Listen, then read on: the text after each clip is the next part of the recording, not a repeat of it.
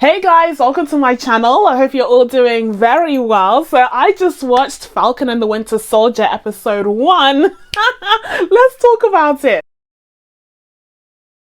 So first of all, as you could probably see from the massive smile on my face, I am so excited because boys and girls, I have won. I have absolutely won. When I tell you that I was so excited for this series from the very beginning, since I heard about it in 2018. First of all, this has been something that has been on my mind for years and years, ever since I saw these two characters on screen in Captain America Civil War, where their frenemy relationship was truly realized in the minute scenes that they had, but they shone in because of their incredible on-screen chemistry. I was like, Marvel, get to it. Get them a TV series, get them a movie, get them something where they can showcase this on-screen chemistry because it's electric, it's fire. But then it gets even better because off-screen, when you see them in their interviews, Anthony Mackie and Sebastian Stan's chemistry there is still consistently amazing. So when I heard that they were actually going to do something with this golden material, I can't even explain. I can't even explain my excitement. I'm giddy. I'm giddy with joy. Then on top of that, imagine my sheer joy. Imagine my sheer happiness to see that the first episode of this series is actually excellent. Oh my goodness. All of the pieces have come together for this series and I can just tell that this is going to be so exciting. So before we even dive into my thoughts on the first episode of The Falcon and the Winter Soldier, as per usual, if you haven't already, please be sure to subscribe to my channel and make sure you turn on your notifications so that you can be told when I upload next. Without further ado, let's dive right into this. So first off, for this week's review, we're going to be splitting the review up between the two main leads because, of course, in this episode, we do see that they have very distinct storylines taking place simultaneously, which is quite interesting because they don't actually end up meeting in this episode, much to my initial disappointment, okay, not gonna lie, but also it's a bit of a surprising twist because it really does mean that throughout the series we will see their paths converge in more ways than one. But first off, we're going to start off with the character of Sam Wilson, aka the Falcon, because he starts off this episode with a bang. With a bang, yes indeed. My goodness, that opening sequence was sick, and considering the fact that a lot of it was revealed in the trailers that were released by Marvel, for us to still be so shocked and surprised and impressed by that opening sequence because it just had so much going on is truly impressive. Like, it's truly a feat. Now, first of all, when it comes to the character of Sam Wilson, I'm fresh with knowledge of this character right now because I literally just watched Legends on Disney Plus, where they break down all of the relevant characters that are going to appear in the Disney Plus series. So when it comes to the character of Sam Wilson, he's always been a really cool sidekick character. I've always respected the fact that he's one of the few characters who can kind of operate in the air. That's something that's quite unique to his character. It also felt like his friendship with Steve felt genuine. It felt organic. That on your left moment that they had at the beginning of their friendship was truly iconic, okay? Truly an iconic scene. And then you have that callback in Avengers Endgame. Like, who would have thunk? But it has to be said that when it comes to his placement in the MCU, he has kind of been overshadowed by other characters. However, due to the final scene, especially that we see in Avengers Endgame with old Steve showing up and handing off the shield to Sam, as well as the unfortunate and incredibly tragic real life events that took place off screen with the passing of Chadwick Boseman, who portrayed Black Panther, we do see an opportunity for Sam Wilson to rise up in the MCU as a potential leader of the new Avengers lineup, which would make him a fitting substitute to take on the role of a powerful and prominent black male superhero character in the MCU in order to somewhat make up for the huge loss of King T'Challa. Now, I have to say, if that is one of the goals of this series, then it is definitely starting off on the right foot, especially with that incredible opening sequence of this first first episode, where we really get to see Sam using that unique skill set that he has up in the air. I mean, he's already a skilled fighter, okay, but a lot of people in the MCU are. A lot of these heroes seem to learn how to fight in the same place, okay, so whilst it's impressive to see, it's not that extraordinary. But what is extraordinary about this character is his flight. Without question, he has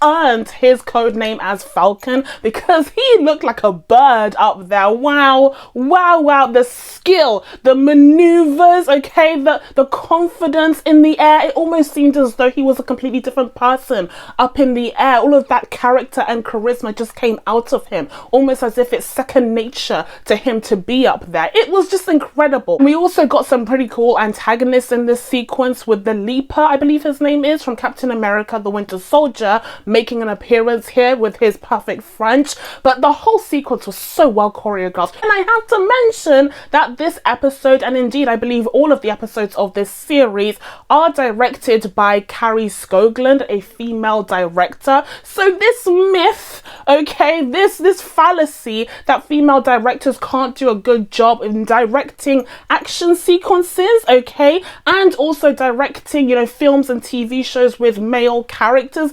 No more of that. No more of the lies, okay, because I see, okay, we've already been seeing, you know, with Patty Jenkins and Wonder Woman, but she's a female character, and for some reason people think, well, a female director can only direct something that has a female character as its lead. But no, no, not anymore, okay, because we see here what an excellent job that this director has done. I am so excited to see the rest of her work for this series. Now, it's during the opening sequence that we're also introduced to a new friend of Sam's called Torres. He seems to be some sort of soldier or some sort of ally that is helping Sam in order to navigate through the Accords, which are apparently for some reason still a relevant legislature, even after the Avengers literally saved the entirety of the universe. Whatever. Sam has to navigate around the airspace that he's in. He's trying to avoid Libya in this case, and his friend Torres is helping him out with that. But it seems as though he's been helping him with other projects as well, because they're following these leads about this kind of a group, this rebel group that's called the Flag Rejectors, the Flag Smashers, I don't remember the name. It was bad. It was acknowledged on the show that the name is bad, okay, but they're following the leads surrounding this group, which apparently doesn't believe in territories anymore. And this is fascinating because this leads us into a theme that has been explored throughout the entries into the MCU after Avengers Endgame, and that is the consequences of the blip. For the longest time, critics, okay, Marvel critics' main issues with the MCU was that there was a lack of consequences. People were complaining like no one ever stays dead. There's never a sense of consequences. There's never real stakes in the MCU. Well, you want consequences? Have at it.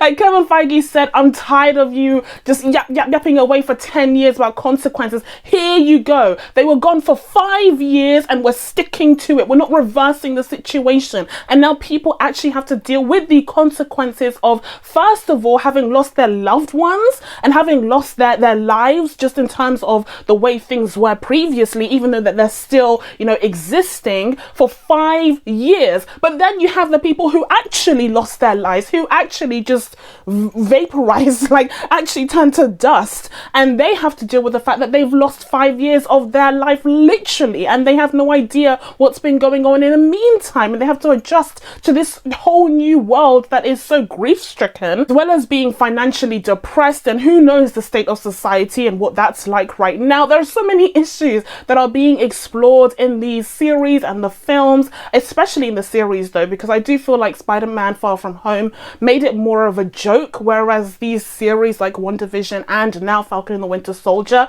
are really giving us an insight into the true sad and tragic and difficult consequences of the blip. So that's explored in this series in various ways, but in relation to the rebel group, it seems as though that because of the events of the Snappening and the blip, this rebel group now believes that the world should no longer have any borders or any territories in the way that they have been traditionally traditionally defined, you know, by politics and by kings and by, you know, dynasties and whatnot. They want to erase all of that and just create this one world situation, which would, I mean, in theory that might work, but in reality, please, like, please. Sam and Torres are trying to gather intel on this group, and it's during this scene in Tunisia that, first of all, we have at least one kind man who comes up to Sam and thanks him for the work that he did in, I don't know, saving the universe. It should have been more people, but whatever. At least this one man acknowledged the incredible sacrifice that this man made. But secondly, we also see Torres interacting with Sam, asking a ton of questions, especially in relation to Steve. You know, where is Steve? You know, what's up with Steve? There are all these conspiracy theories apparently going around. And yes, I did flinch at the term conspiracy theories because that's a little too close. That's a little too close to reality. I want to live in the Marvel world right now. But it's very relevant in that way. It makes sense that after Steve just vanished, seemingly, I don't think the rest of the world knows that he just got old because he went back in time and all of that. So it makes sense that there would be all of these theories about what happened to Captain America, but Sam isn't offering up any information, perhaps because he doesn't fully trust Torres, or perhaps because he hasn't quite come to terms with what happened to Steve in reality. And lastly, it's during this scene that we do get an inkling of Sam's financial situation, but that's further explored when he heads back over to the States. Then we see Sam heading back towards Washington, DC, the place where we first met the character, and he's heading towards this incredibly formal engagement at the Smithsonian Museum. It seems as though he has decided that he cannot take on the mantle of Captain America and is therefore giving the museum the shield. As soon as he did it, I was like, this is a bad idea. Sam, what? I really don't understand why some of these characters in the MCU just don't learn their lesson. The whole of Captain America, the Winter Soldier was about how you can't trust the government, or you can't trust these institutions. Like, you can't trust anything, and yet Sam is giving over this priceless weapon made of this priceless, most precious metal.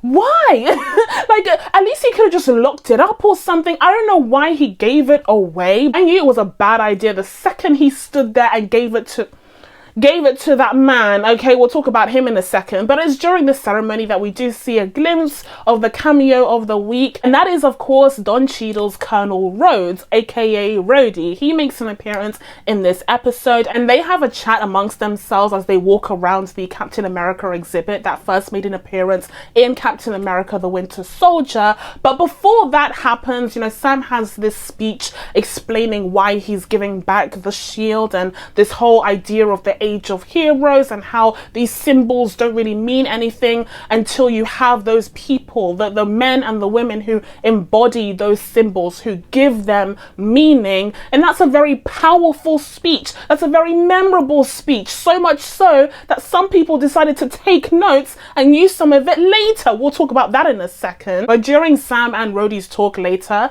Rhodey does ask Sam why it is that he didn't feel up for taking on the mantle of Captain America. And Sam just says, like, you know, it doesn't feel like it's mine. It feels like it belongs to someone else. And by someone else, he means Steve. But I wonder if they're going to touch on... I wonder if they're going to touch on that. I'd be very interested. I think they are, and we'll talk about why I think so later on. But I think they are going to touch on certain things. I don't think they're going to be colorblind about this whole situation. I'm so excited to see how they handle this. I hope they do it justice because there's a lot to explore on that front.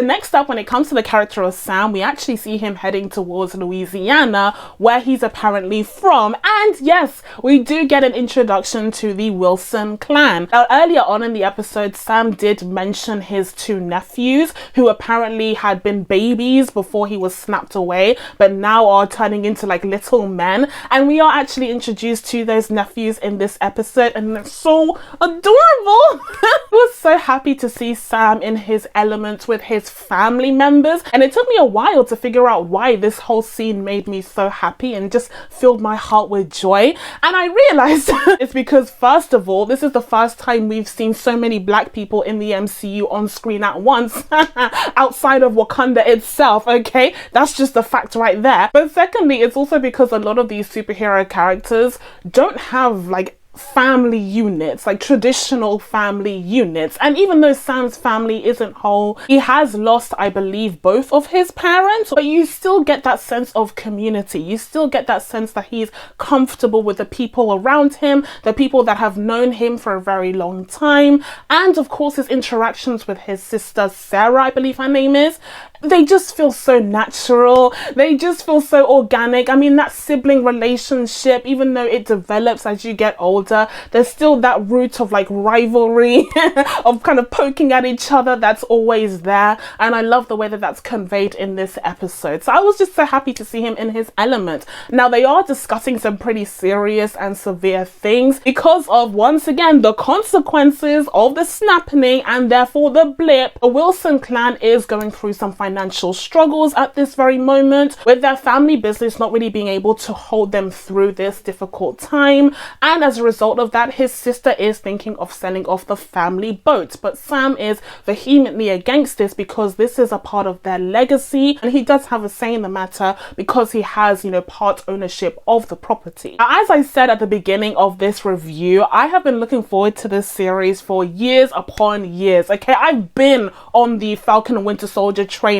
for a while now, and we made a rest stop. Okay, we made a longer rest stop because of COVID, but I've been here. Okay, I stuck around even though I was looking at other things, WandaVision popping up, you know, other things coming out. I've been on the train, but never did I ever imagine that there would be a scene where the Falcon is sitting at a bank asking for a loan from a white bank teller, and him being rejected for that loan because, you know, circumstances have changed, the policy has changed surrounding loans and who is granted them, and there being an undercurrent or even just an overcurrent of racism in that scene. Very interesting. Let's break down that scene for a second here. First of all, the bank teller's automatic reaction to seeing Sam is thinking that he's some sort of, you know, sports athlete, which racial coding, okay. But secondly, as I said, the bank teller also tells them that the reason why they won't be granted a loan is because of the policy changes that have been made. And Sam's sister at this point highlights the fact that it seems as though to her, just from her observation, that these changes disproportionately affect certain people. I found that fascinating. Like I said, I never would have guessed that we would have gotten a scene like that, and I hope that this has been made clear to other audiences, because I saw it for what it was, but I hope other audiences will be able to catch the racial undertones of what was going on in that scene. It was so clever. It was so clever. It wasn't overt, because honestly the MCU probably wouldn't be too overt, although Black Panther was quite overt, to be fair, but it was just so well done. And for those in the know, we were just sitting there like, what's to be expected? Of course. But aside from the racially coded commentary that we got from that scene, we also got a little bit of insight into the character of Sam as a whole, because it seems as though there is a little bit of resentment that his sister holds due to the fact that he left their family in order to join the Air Force during a very difficult time for the family. It seems as though that they had been going through perhaps financial struggles back then, or whatever the case was, and Sam wasn't there in order to help them because he was busy being a pararescue and he was saving other people's lives, which she admits that is very admirable, but he wasn't there in order to support them, and therefore they have this kind of unspoken policy of, you mind your business and I'll mind the rest of this business. But it seems as though with Sam being in this kind of precarious position, as is the rest of society in this point, he wants to butt in, he wants to be a part of what's going on back home, but she's kind of hesitant towards it. And the one time where he does manage to talk her into trying to get a loan in order to save the boat, he fails. He fails because of his naivete, because it seems as though he's not used to being being outside of an institution like the Air Force or like the Avengers compound, and on his own he realizes that actually it's a bit more difficult and a bit more complex than just showing up, being the Falcon and getting a handout from the bank. Okay, and finally, let's talk about the Melania Trump of it all. Let's talk about the Melania Trump of it all, because that politician who was present for Sam's speech at the Smithsonian Museum copied his speech. He plagiarized his speech, just like Melania did to Michelle Obama, just shamelessly, except this time it was on television live, as well as announcing that the United States, in fact, did need a new superhero. It did need someone to stand for the ideology and the American dream that Steve Rogers previously stood for, and therefore they got themselves a new Captain America, referring to him as Captain America. Rude. Rude, how dare you? I got so angry. I was like, no. It was bad enough he said Captain America. I was like, no. But then you see the shield and I was like, Sam, I told you. That shield should have been in the hands of King T'Challa, quite frankly, first of all. Secondly, to see in the hands of this guy who will eventually probably become US agent, this guy really, he doesn't even look good with the mask on. Oh, how awkward. Okay, so next let's talk about Bucky. Remember when I said I won? Remember when I said I'm winning right now? Yeah, because here's the thing. Bucky was always one of my favorite characters in the MCU, hands down, no questions asked, especially after Captain America the Winter Soldier. Are you kidding me?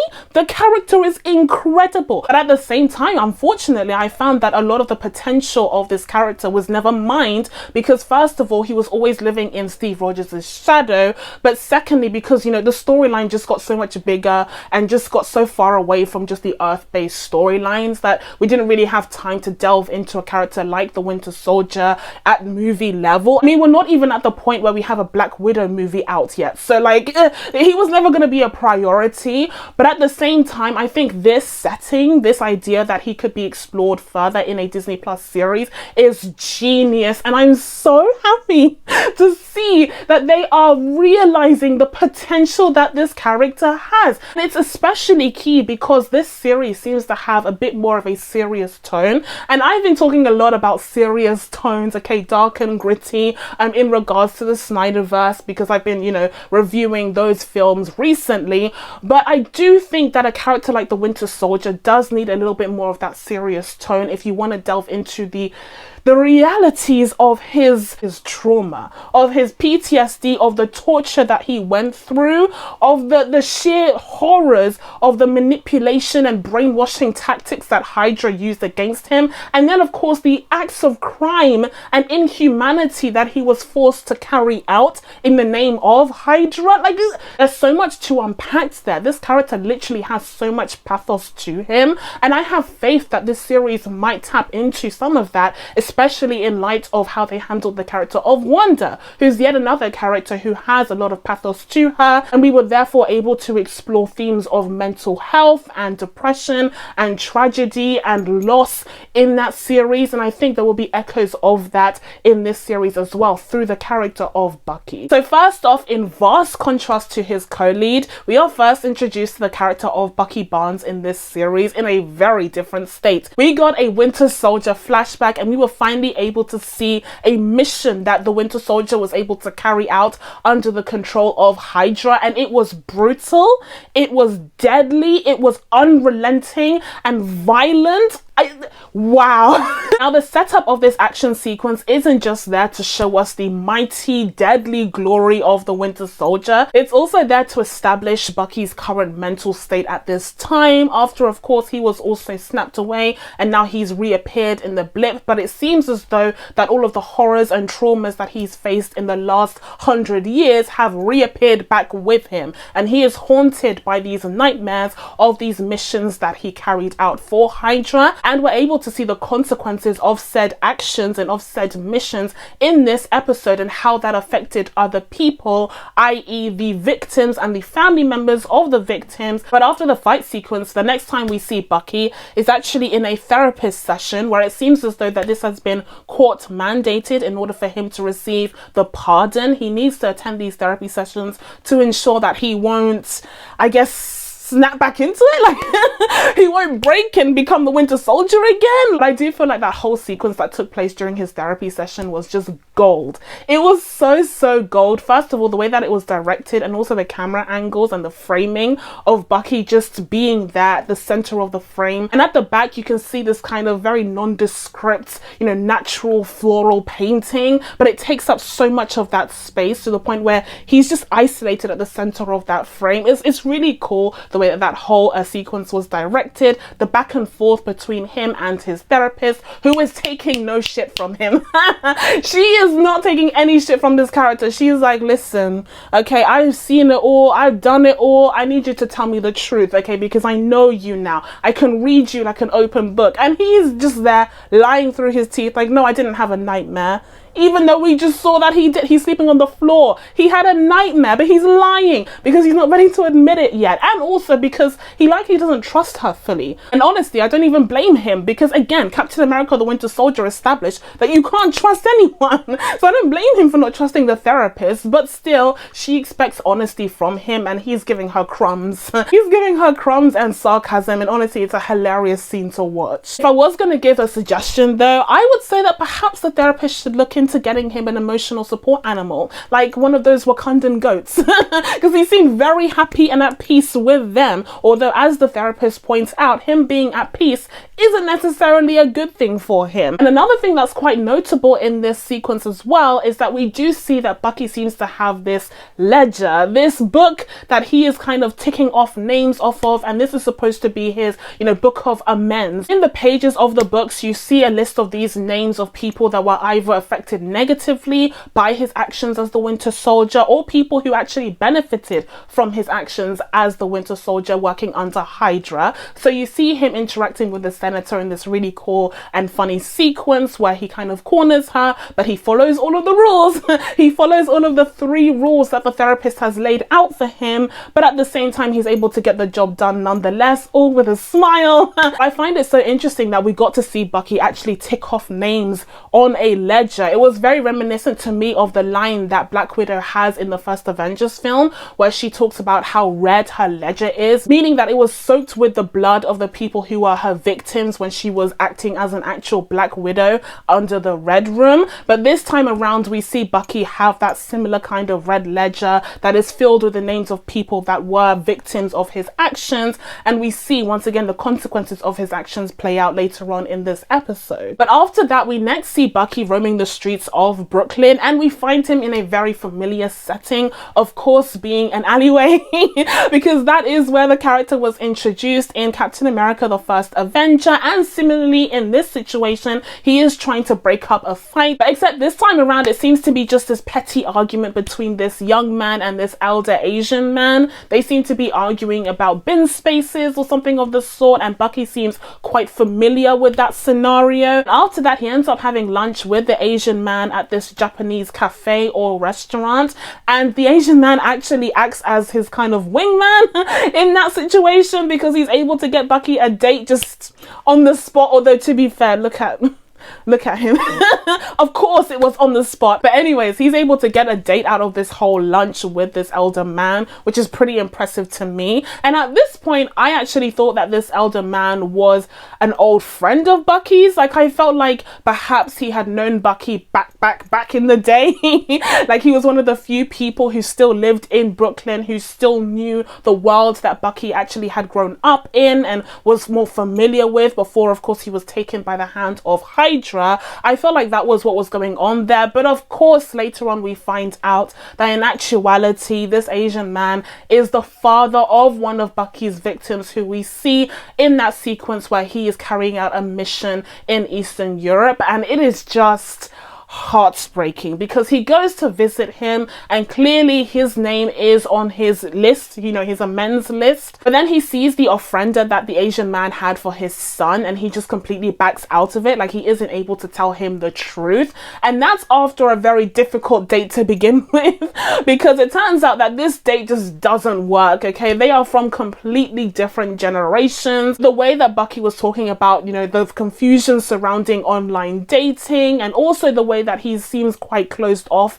and distant and monotonous, and also the way that he was kind of looking around him quite observedly during the date, because of course he is a soldier, he is an assassin. And this is something that real soldiers suffering from PTSD after being in war also have to face, this sense of, you know, insecurity and paranoia because you've been in such a dangerous environment previously. So I love the fact that they incorporated some of that in this scene because it's so fitting. Bucky, of course, isn't just an ordinary soldier. He is a soldier who's been around for literally 100 years, and he even says as much, although his date thinks that it's a joke. But she ends up asking him a series of very personal questions about his family and, you know, where he comes from. And he says that he has a sister, which is interesting. I wonder if that sister is going to be making an appearance in this series. Then he also says that his parents died, and that would have been quite a while ago. It just becomes more and more clear that this character, as of right now, just doesn't feel like he fits into this world. And it also becomes far more clear why someone like Steve, someone who was in a very similar situation as Bucky,